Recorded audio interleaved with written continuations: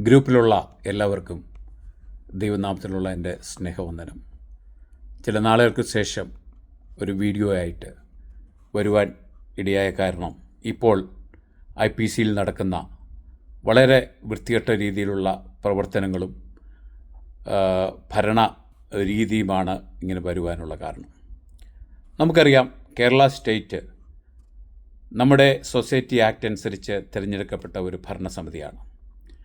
ആ ഭരണസമിതിക്ക് അതിൻ്റെ 3 വർഷവും പിന്നെ അടുത്ത എലക്ഷൻ നടക്കുന്നവരെ ഭരിക്കുവാനുള്ള സകല നിയമവും നമ്മുടെ കോൺസ്റ്റിറ്റ്യൂഷനിലും സൊസൈറ്റി ആക്ടിലും പറഞ്ഞിട്ടുണ്ട്. ആ രീതിയിൽ ഭരണം നടത്തി ഇപ്പോൾ ഭരണം പൂർത്തിയായി എലക്ഷന് വേണ്ടി നിൽക്കുന്ന ഒരു ഭരണസമിതിയാണ്. എലക്ഷൻ പ്രഖ്യാപിക്കാൻ വേണ്ടി ഇരുന്നപ്പോൾ ഇപ്പോഴത്തെ ജനറൽ പ്രസിഡൻ്റ് എന്നുള്ള വ്യാജമായ രീതിയിൽ ജനങ്ങളുടെ വോട്ട് വാങ്ങിച്ച് ജയിക്കാത്ത വത്സൻ എബ്രഹാം ഒരു ലെറ്റർ കൊടുത്തു, എലക്ഷൻ നടത്താൻ പാടില്ല, വെയിറ്റ് ചെയ്യണം. അങ്ങനെ വെയിറ്റ് ചെയ്തപ്പോൾ, അവരതനുസരിച്ച് വെയിറ്റ് ചെയ്തപ്പോൾ ഇപ്പോൾ പറഞ്ഞിരിക്കുന്നു എലക്ഷൻ അവരുടെ കാലാവധി കഴിഞ്ഞു, അതുകൊണ്ട് അഡ്ഹോക് കമ്മിറ്റിയെ കയറ്റണം. ആരാണ് അഡ്ഹോക് കമ്മിറ്റി? കഴിഞ്ഞ ഇലക്ഷനിൽ തോറ്റ് തുന്നം പാടിയ IPCയിലെ കേരളത്തിലെ ജനങ്ങൾ വാരി വലിച്ച് വെളിയിലേക്കെറിഞ്ഞ 3-5 പേരെ കയറ്റി, ഒരു സാക്ഷ്യവുമില്ലാത്ത, ഒരു ദൈവകൃപയില്ലാത്ത ജഡീകന്മാരെ ചിലരെ വെച്ചിട്ട് IPC കേരള സ്റ്റേറ്റ് അങ്ങ് പിടിച്ചെടുക്കുവാനുള്ള ശ്രമിക്കുകയാണ് വത്സൻ എബ്രഹാമും കുര്യനും. നടക്കുന്ന കാര്യമല്ല. കേരളത്തിലെ ജനങ്ങൾ പൊട്ടന്മാരൊന്നുമല്ല. നിങ്ങളുടെ കയ്യിലിരിക്കുന്ന ഒരു ലെറ്റർ ഹെഡിൽ 4 ഇംഗ്ലീഷും എഴുതി 2 ഒപ്പുമിട്ട് ഡിജിറ്റൽ സിഗ്നേച്ചറും ഇട്ട് അങ്ങോട്ട് അയച്ചാൽ അത് മുഴുവൻ കൈകൂപ്പി നിന്ന് കേൾക്കുന്ന ജനങ്ങളൊന്നുമല്ല കേരളത്തിലുള്ളത്. അത് നല്ല വിദ്യാഭ്യാസവും നല്ല പ്രകടനശേഷിയുമുള്ള നല്ല ആൾക്കാരാണുള്ളത്. എന്നാൽ മറിച്ച് നമ്മുടെ സഭയാണ്. അതുകൊണ്ട് സഭയ്ക്കൊരു പേരുദോഷം വരരുത് എന്ന് ആത്മാർത്ഥമായി ആഗ്രഹിക്കുന്നതുകൊണ്ട് കഴിവതും ഒരു പ്രകോപനമുണ്ടാക്കാതെ വളരെ മാന്യമായിട്ട് തന്നെ ഇരിക്കുന്ന ജനങ്ങളാണുള്ളത്. എന്നാൽ IPCയുമായി ഒരു ബന്ധവുമില്ലാത്ത, IPCയെ സ്നേഹിക്കാത്ത നിങ്ങളാണ് പ്രകോപനമായി ഓരോ കാര്യങ്ങൾ ചെയ്ത് കള്ളത്തരത്തിലൂടെ ചെയ്ത് IPCയെ പിടിച്ചെടുക്കുവാൻ നിങ്ങൾ ശ്രമിക്കുകയാണ്. ഒരു കാരണവശാലും അത് അനുവദിക്കാൻ പാടില്ല. കേരള സ്റ്റേറ്റ് നാളെ കൗൺസിൽ കൂടും. അവർ നിയമപരമായ നിയമങ്ങൾ അവിടെ എടുക്കും. അവർക്ക് എടുക്കാൻ പറ്റുന്ന നിയമങ്ങൾ അവിടെ എടുക്കും. നിങ്ങൾക്കൊന്നും ചെയ്യാൻ പാടില്ല, ചെയ്യാൻ നിങ്ങൾക്ക് സാധിക്കുകയില്ല. അതിനുള്ള എല്ലാ നിയമ സംരക്ഷണങ്ങളും കിട്ടിക്കഴിഞ്ഞു. നിങ്ങളുടെ മാന്യത പോകണ്ടായെങ്കിൽ മാന്യമായി സത്യസന്ധമായി നിങ്ങൾ നിലനിൽക്കണം. ശ്രീ വത്സൻ എബ്രഹാം ഏത് സൊസൈറ്റി ആക്ട് അനുസരിച്ച് ജയിച്ചു വന്ന ആളാണ്? പഞ്ചാബിൽ ഏത് സഭയിലിരുന്നിട്ടാണ് 20 വർഷത്തെ കാലം ശുശ്രൂഷകനായിട്ടിരുന്നിട്ട് ഇലക്ഷന് നിന്നത്? വ്യാജങ്ങൾ മാത്രം പറഞ്ഞുകൊണ്ട് അദ്ദേഹം കോടിക്കണക്കിന് രൂപ, ഒരു വർഷം ഏകദേശം 100 കോടി രൂപ IPCയിലെ സഭകളെ കാണിച്ച് പിരിച്ചെടുത്തിട്ട് സ്വന്തം കുടുംബത്തിൻ്റെ ട്രസ്റ്റിൽ കൊണ്ടുവന്ന് ആഘോഷമായി ജീവിക്കുന്ന ഒരാളാണ്. IPCക്ക് വേണ്ടി ഒരു 100 രൂപ ഒരു കർത്തദാസിന് നിങ്ങൾക്ക് കൊടുക്കുവാൻ സാധിച്ചിട്ടുണ്ടോ? ഒരു മരിച്ചയാളുടെ വീട്ടിൽ പോകുന്നുണ്ടോ? നിങ്ങൾ ഒരാൾക്ക് കൈ കൊടുക്കുവാൻ നിങ്ങൾ സമ്മതിക്കുന്നുണ്ടോ? ഇല്ലല്ലോ. ഇതൊന്നും സാധിക്കുന്നില്ല.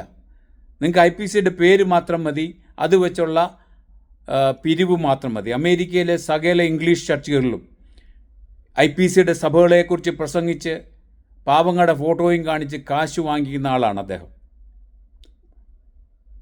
സെക്രട്ടറി ആയിട്ടിരിക്കുന്ന ബേബി വർഗീസ് നേപ്പാളിൽ നിന്ന് വന്നതെന്നാണ് പറയുന്നത്. നേപ്പാളിലെ ഒരൊറ്റ സഭയുണ്ടോ IPCക്ക്? അദ്ദേഹം നേപ്പാളിൽ കയറിയിട്ട് വർഷങ്ങളായി. പിന്നെ എങ്ങനെ നേപ്പാളിലെ പാസ്റ്ററാകുന്നത്?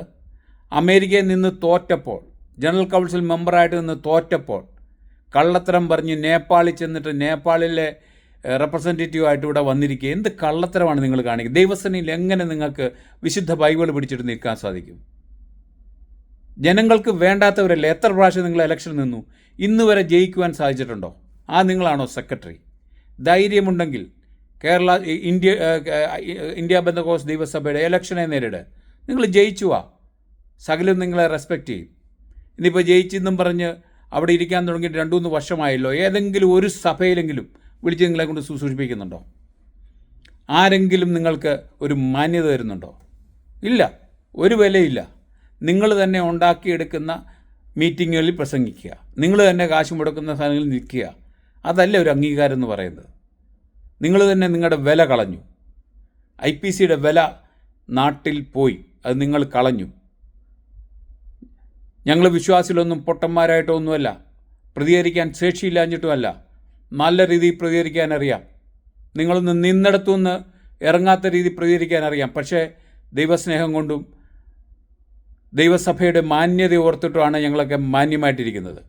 ഇനി ഇത് നിന്നിട്ട് കാര്യമില്ല. കാര്യം നിങ്ങൾ എന്ത് തറ പരിപാടിയും കാണിക്കുമെന്ന് ഞങ്ങൾക്ക് മനസ്സിലായി. ഇനി അതുകൊണ്ട് ഒരു കാരണവശാലും നിയമപരമെങ്കിൽ നിയമപരം, അതല്ലാതെങ്കിൽ അല്ലാതെ നിങ്ങളെ നേരിടാൻ തന്നെയാണ് ഞങ്ങൾ തീരുമാനിച്ചിരിക്കുന്നത്. നാളെ അവിടെ ഭംഗിയായിട്ട് കൗൺസിൽ നടക്കും. അവിടെ എല്ലാ നിയമസംരക്ഷണയും എനിക്ക് ലഭിച്ചിട്ടുണ്ട്. മറിച്ച് ആരെങ്കിലും വന്നാൽ അത് നാളെ തന്നെ കാണും, അവിടെ തന്നെ കാണാൻ ആൾ കാണും. ഇന്ത്യ പെന്തക്കോസ്ത് ദൈവസഭയിലെ ഒരംഗത്തിനെ ഒരു തരത്തിലും അവരുടെ ക്രെഡൻഷ്യൽസ് മുടക്കാനോ അവരെ സഭയിൽ നിന്ന് പിരിച്ചുവിടാനോ നിങ്ങൾക്ക് അധികാരമില്ല. നിങ്ങളെ ആരും തിരഞ്ഞെടുത്തിട്ടില്ല. നിങ്ങൾ വ്യാജമായി കയറി വന്നിരിക്കുന്നവരാണ്. അതിനെതിരെ കേസുകൾ നടക്കുകയാണല്ലോ, കാണാം. ആ കേസിൻ്റെയൊക്കെ വിധി ഇപ്പം വരും, അടുത്ത് തന്നെ വരുമല്ലോ. പിന്നെ കുര്യൻ വിചാരിച്ചാൽ നിങ്ങളെല്ലാം അങ്ങ് വാഴ്ത്താമെന്ന് വിചാരിച്ചാൽ കുര്യൻ വെറും അത്രയ്ക്കും വലിയ ആളൊന്നും അല്ലല്ലോ. അതുകൊണ്ട് ദയവ് ചെയ്ത് നിങ്ങളുടെ റെസ്പെക്റ്റ് കളയാതെ, സഭയുടെ മാന്യത കളയാതെ, നിയമപരമായി മാന്യമായിട്ട് ദൈവവചനത്തിനനുസൃതമായിട്ട് നിങ്ങൾക്ക് പ്രതികരിക്കാൻ സാധിച്ചാൽ മാത്രം നിങ്ങൾക്ക് നിലനിൽപ്പുണ്ടോ. അല്ലെങ്കിൽ ജനങ്ങൾ പിടിച്ചു വലിച്ച് വഴിയിലോട്ടിടുന്നൊരു ദിവസം വരും. നിങ്ങൾ മറന്നു പോകരുത്. അതിനെങ്ങനെ നേതൃത്വം കൊടുക്കേണ്ടി വന്നാലും പലരും കാണും. അതുകൊണ്ട് ഇന്ത്യ പെന്തക്കോസ്ത് ദൈവസഭയിലെ എല്ലാ വിശ്വാസികളും നിങ്ങൾ അനീതിക്കെതിരെ പോരാടണം. നമ്മൾ നിന്ന പ്രസ്ഥാനങ്ങളിൽ നിന്ന്, സഭകളിൽ നിന്ന് വിശ്വാസത്തിന് വേണ്ടി വന്നവരാണെങ്കിൽ അത് നീതിക്ക് വേണ്ടി വന്നവർ, സത്യം അറിഞ്ഞിട്ട് വന്നവരാണ്. ആ സത്യത്തെ അനീതി കൊണ്ട് ഭരിക്കാൻ വരുന്നവരെ ഒരു കാരണവശാലും വിട്ടുകൊടുക്കാൻ പാടില്ല. സത്യസന്ധമായിട്ട് തന്നെ നമുക്കിതിനെ നേരിടണം. അതുകൊണ്ട് എന്ത് വന്നാലും നാളെ നടക്കുന്ന കൗൺസിൽ മീറ്റിങ്ങിൽ എല്ലാവരും പങ്കെടുക്കണം. ഒരു നിയമപരമായ ഒരു കാര്യവും ആർക്കും ചെയ്യാൻ സാധിക്കുകയില്ല. അതുപോലെ പാസ്റ്റർ കൊന്നനിക്കുന്നതിൻ്റെ ക്രെഡൻഷ്യൽ കളഞ്ഞു എന്ന് പറഞ്ഞൊരു ലെറ്ററൊക്കെ അയക്കുന്നുണ്ട്. അതിനു മുമ്പ് ഷിബു നെടുവലയുടെ കളഞ്ഞു. അപ്പോൾ ആര് വന്നാലും നിങ്ങൾക്ക് അനുകൂലമല്ലാത്ത ആരുടെയും ക്രെഡൻഷ്യൽസ് കളയുക. 10, 40, 50 വർഷം ദൈവസഭയ്ക്ക് വേണ്ടി വർക്ക് ചെയ്തവർ, പ്രവർത്തിച്ചവർ, അവരെ ക്രെഡൻഷ്യൽ കളയാൻ നിങ്ങളാരാ? നിങ്ങൾ ഇന്ന് വരെ ദൈവസഭ ഒരു സഭ ഉണ്ടാക്കുവാൻ വത്സൻ എബ്രാഹിമിനോ ബേബി വർഗീസിനോ സാധിച്ചിട്ടുണ്ടോ? ഒരു സഭയുടെ പണിക്ക് 1000 രൂപ കൊടുക്കാത്തവർ, സ്വന്തം കാര്യങ്ങളും കസേരയും മാത്രം നോക്കി നടക്കുന്ന നിങ്ങൾക്ക് ലജ്ജയില്ലേ? ഇതുപോലൊരു മഹാപ്രസ്ഥാനത്തിൽ വന്നിട്ട് നിങ്ങൾ വൃത്തികേടുകൾ കാണിക്കാൻ. ദൈവം നിങ്ങളെ വെറുതെ വിടത്തില്ല. അതിൻ്റെ ചുവടുവെപ്പുകൾ ഓൾറെഡി നമ്മൾ കണ്ടു കഴിഞ്ഞു. എന്നിട്ടും പഠിക്കുന്നില്ല എങ്കിൽ ഇനിയും ദൈവം നിങ്ങളെ വെറുതെ വിടുകയില്ല, ജനങ്ങളും വെറുതെ വിടുകയില്ല. നിങ്ങൾ വെറും വിഡ്ഢിവേഷം കെട്ടരുത് എന്ന് പറഞ്ഞുകൊണ്ട് ഞാൻ എൻ്റെ വാക്കുകൾ നിർത്തുന്നു.